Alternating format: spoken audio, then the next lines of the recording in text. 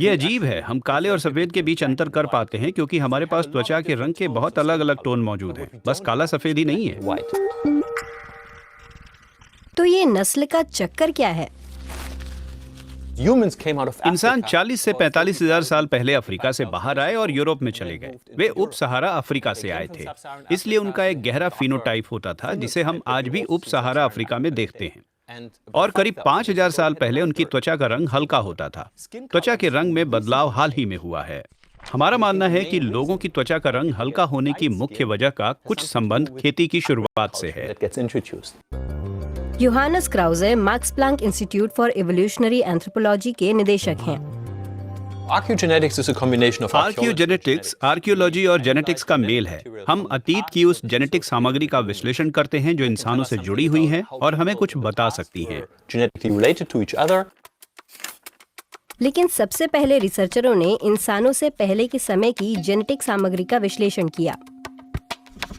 अब तक जो सबसे पुराना जीनोम जिसका विश्लेषण किया गया है वो करीब 15 लाख साल पुराना है। ये मैमथ का है जो परमाफ्रॉस्ट में संरक्षित है। दूर उत्तर में ये विशाल फ्रिज की तरह है।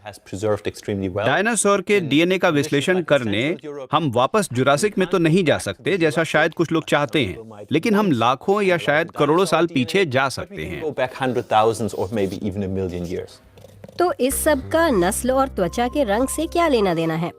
योहानस क्राउजे ने प्रयोगशाला में शुरुआती इंसानों की हड्डियों का विश्लेषण किया। इस डीएनए से समझ आया कि क्यों इंसानों की त्वचा का रंग समय के साथ बदलता गया। इंसानों ने खाना उगाना शुरू कर दिया। वे ज्यादातर गेहूं और जौ जैसी फसलें उगाते थे। फिर वे लगभग पूरी तरह से शाकाहारी हो गए। तो जो किसान यहाँ 4 से 5000 साल पहले रहते थे, वे बहुत ज्यादा मांस या मछली नहीं खाते थे। और इससे यूरोप में रहने में समस्या होने लगी, क्योंकि यूरोप काफी डार्क है और अगर आप शाकाहारी हैं और आपकी त्वचा का रंग गहरा है तो सर्दियों में आपके अंदर विटामिन डी की कमी हो सकती है। हम जानते हैं कि सूरज की रोशनी से त्वचा में विटामिन डी बन सकती है, लेकिन हल्के रंग वाली त्वचा की तुलना में गहरे रंग की त्वचा में विटामिन डी कम बनती है। ऐसा एक साथ कई जगहों पर हुआ, जिस वजह से लोगों का रंग हल्का हो गया। लेकिन इसका मतलब ये नहीं कि वे आपस में काफी हद तक जुड़े हुए हैं। उदाहरण के लिए पूर्वी एशिया और यूरोप में रहने वाले लोगों की तरह त्वचा के रंग के आधार पर लोगों में अंतर का कोई मतलब नहीं। इंसानों की त्वचा के रंग में अंतर के लिए कुछ म्यूटेशन जिम्मेदार हैं। इसी वजह से नस्ल भेद होता है।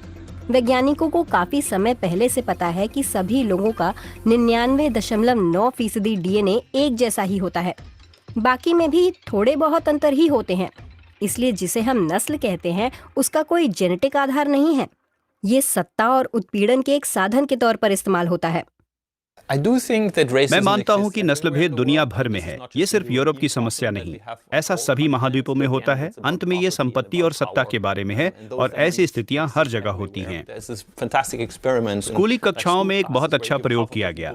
यहाँ आप आधे बच्चों को नीली शर्ट और बाकी आधे बच्चों को लाल शर्ट देते हैं। फिर काफी अजीब ग्रुप डायनामिक्स बनाते हैं। फुटबॉल फैंस के बीच में या पड़ोसी गाँव में ऐसे कई तरह के समूह होते हैं जहां आप देखते हैं कि आप अलग थलग पड़ जाते हैं या आप वहां बाहरी समूहों को आसानी से पहचान सकते हैं। मुझे लगता है कि संस्कृति से इस पर काबू हो जाता है। हमें अपनी सहज प्रवृत्ति का पालन करने की जरूरत नहीं है। हम जानवर नहीं हैं। हमारा फाइलोजेनेटिक पेड़ अफ्रीका में है। मूल रूप से पेड़, तना और सबसे मोटी शाखाएं सभी अफ्रीका में हैं और फिर थोड़ी सी आनुवांशिक विविधता हम अफ्रीका के बाहर देखते हैं, लेकिन सभी प्रमुख वंश अफ्रीका के अंदर ही हैं।